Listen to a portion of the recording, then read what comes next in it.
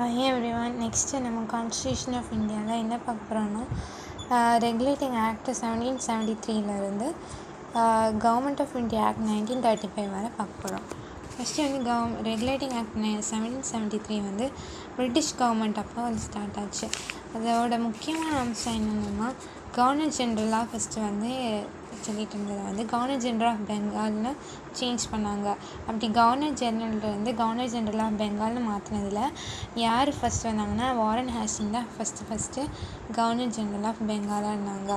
அதோட முக்கியமான பவர் என்னென்னா அதை வந்து control over governor general of Bengal வந்து control over Calcutta and Madras அப்படிங்கிற ரெண்டு இதையும் அவர் கண்ட்ரோல் கீழே இருந்துச்சு.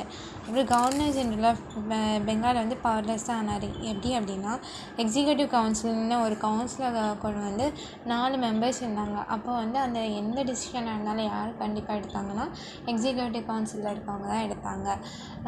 அப்போ வந்து கவர்னர் ஜென்ரல் ஆஃப் பெங்கால் வந்து பவர்லெஸ்ஸாக இருந்தாங்க. வேறு என்ன பண்ணாங்கன்னா 1774 கல்கட்டாவில் சுப்ரீம் கோர்ட் கொண்டு வந்தாங்க ஃபஸ்ட் டைமு. இதோட சீஃப் ஜஸ்டிஸ் யாருன்னா எலிஜா இம்பே. ஃபஸ்ட்டு இந்த கொஷின் முக்கியமாக வரும். First chief justice of India அப்படின்னு கேட்டால் எலிஜா இம்பே. அப்புறம் வந்து இன்னொரு முக்கியமான ரூல் என்ன கொண்டு வந்தாங்கன்னா நோ ப்ரைவேட் ட்ரேட் யாருமே பண்ணக்கூடாது அண்ட் ட்ரைவ்ஸையும் ப்ரெசன்ஸையும் அக்செப்ட் பண்ணக்கூடாது அப்படிங்கிறத முக்கியமான ரூலாக கொண்டு வந்தாங்க. இதுதான் என்னென்னா ரெகுலேட்டிங் ஆக்ட் 1773. நெக்ஸ்ட் என்னென்னா பிட்ஸ் இந்தியா ஆக்ட் 1784. இந்த பிட்ஸ் இந்தியா ஆக்டில் வந்து முக்கியமானது என்ன கொண்டு வந்தாங்கன்னா டியூவல் கவர்மெண்ட் கொண்டு வந்தாங்க. கம்பெனியோட டெரிட்டரிஸ் எல்லாம் என்ன சொன்னாங்கன்னா பிரிட்டிஷ் பொசிஷன்ஸுக்கு கீழே வந்துடுச்சு அப்படிங்கிறத ஒரு அனௌன்ஸ்மெண்ட் கொடுத்தாங்க. நெக்ஸ்ட் என்ன பண்ணாங்கன்னா டைராரிக்கு கொண்டு வந்தாங்க. Board of control and court of directors அப்படிங்கிற ரெண்டு இதையும் கொண்டு வந்தாங்க. போர்ட் ஆஃப் கண்ட்ரோல் அப்படிங்கிறது வந்து பொலிட்டிக்கலை அட்மின் பண்ணுறதுக்காகவும் கோட் ஆஃப் டைரக்டர்ஸ் வந்து எக்கனாமிக்கலாக ப்ராப்ளம்ஸ் ஃபேஸ் பண்ணவும் வச்சுருந்தாங்க. அதுக்கடுத்து என்ன பண்ணாங்க எக்ஸிக்யூட்டிவ் கவுன்சிலை வந்து 4லேருந்து 3 கன்வெர்ட் பண்ணாங்க. எதனால் 4லேருந்து 3 கன்வெர்ட் பண்ணாங்கன்னா டிசிஷன் மேக்கிங்கில் 2+2 அப்படிங்கிற இது வரும்போது ஒருத்தங்க 2 பேர் ஓகே சொன்னாங்க, 2 பேர் நாட் ஓகே சொன்னாங்கன்னா அது வந்து என்னவா இருக்கும், ஒரு காமன் இதுவாக இருக்காது. கோர்ட் ஆஃப் எக்ஸிக்யூட்டிவ் கவுன்சில் வந்து 2+2 வந்து மெஜாரிட்டி கிடைக்காது. அதனால் என்ன பண்ணாங்கன்னா எக்ஸிக்யூட்டிவ் கவுன்சிலில் 4லேருந்து 3 கன்வெர்ட் பண்ணாங்க.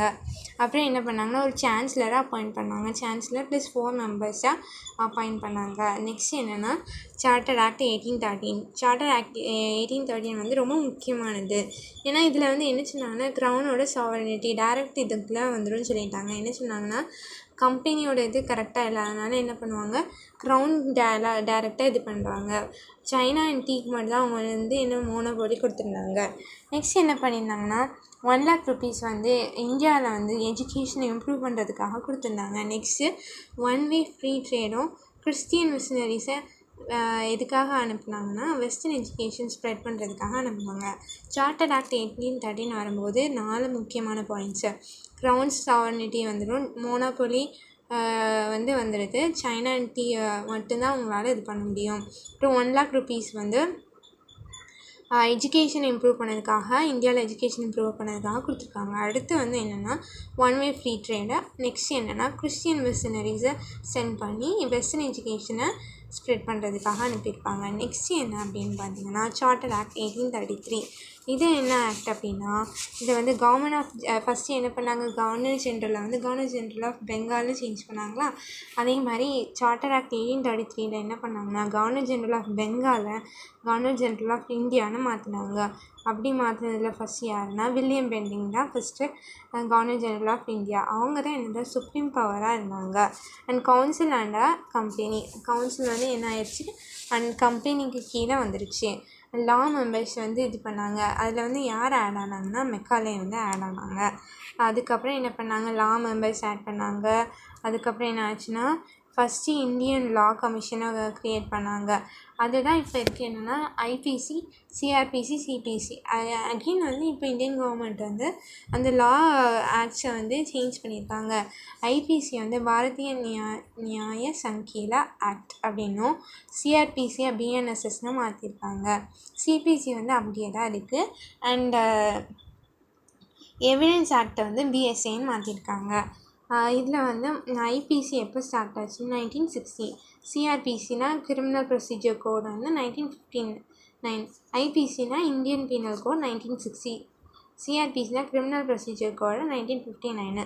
சிபிசி வந்து சிவில் ப்ரொசீஜர் கோட் 1961. அதை வந்து இது பண்ணது தான் எப்போனா 1972. அப்புறம் வந்து என்ன சொன்னாங்கன்னா 1833 வந்து இந்தியன் சிவில் சர்வீஸ் எக்ஸாமை இந்தியாவில் கண்டக்ட் பண்ணோம் அப்படின்னு சொன்னாங்க. ஆனால் அது வந்து என்ன ஆயிடுச்சுன்னா ஃபெயில் ஆயிடுச்சு. அதை வந்து அவங்க அக்செப்ட் பண்ணல. அதுக்கப்புறம் என்ன ஆயிடுச்சுன்னா சென்ட்ரலைசேஷன், கவர்னர் ஜெனரல் ஆஃப் இந்தியான்னு இது பண்ணி சென்ட்ரலைஸ் பண்ணிட்டாங்க பவரை. அந்த கவர்னர் ஜெனரல் ஆஃப் இந்தியா தான் என்னது சுப்ரீம் பவராக இருந்தார். நெக்ஸ்ட் என்ன பண்ணாங்கன்னா எஜுகேஷனல் ரிஃபார்ம்ஸ் நிறைய கொண்டு வந்தாங்க. மெக்காலே வந்து லா மெம்பராக வந்ததுக்கப்புறம் எஜுகேஷனல் ரிஃபார்ம்ஸ் நிறைய கொண்டு வந்தாங்க. அப்படி கொண்டு வந்ததில் என்னென்னா மெக்காலேஸ் மெனட்ஸ். இது வந்து என்ன மெத்தடில் இது பண்ணாங்கன்னா டவுன்வர்டு ஃபில்ட்ரேஷன் தியரி படி இருந்துச்சு. நெக்ஸ்ட் என்ன ஆக்ட்னா சார்ட்டர் ஆக்ட் 1853. இதுதான் என்ன சொல்லுவாங்கன்னா மினி பார்லிமெண்ட் ஆக்ட்னு சொல்லுவாங்க. இதில் முக்கியமாக என்ன பண்ணாங்கன்னா separation of legislative and executive. முக்கியமான என்ன separation of legislative and executive. இது வந்து பார்லிமெண்ட்ரி ஃபார்ம் ஆஃப் கவர்மெண்ட் இந்த ஆக்டில் தான் ரொம்ப முக்கியமாக இன்ட்ரடியூஸ் பண்ணாங்க. இது ரொம்ப important question. Parliamentary form of government எந்த ஆக்டில் கொண்டு வந்தாங்கங்கிறத கேட்பாங்க.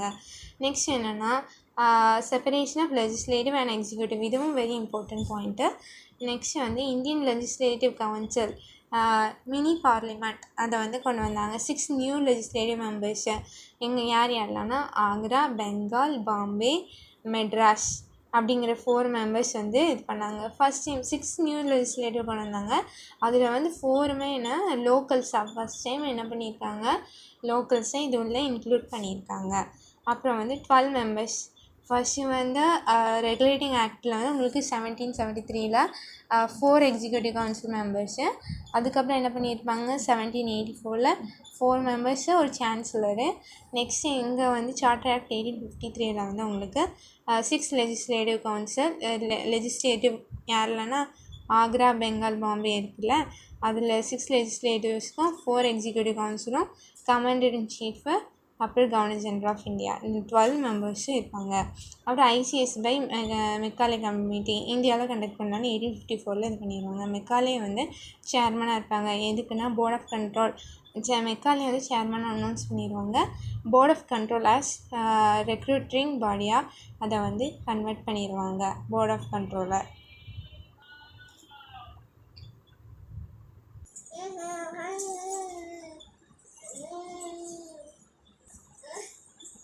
நெக்ஸ்ட் கவர்மெண்ட் ஆஃப் இந்தியா ஆக்ட்லேருந்து நெக்ஸ்ட் வீடியோவில் பார்க்கலாம்.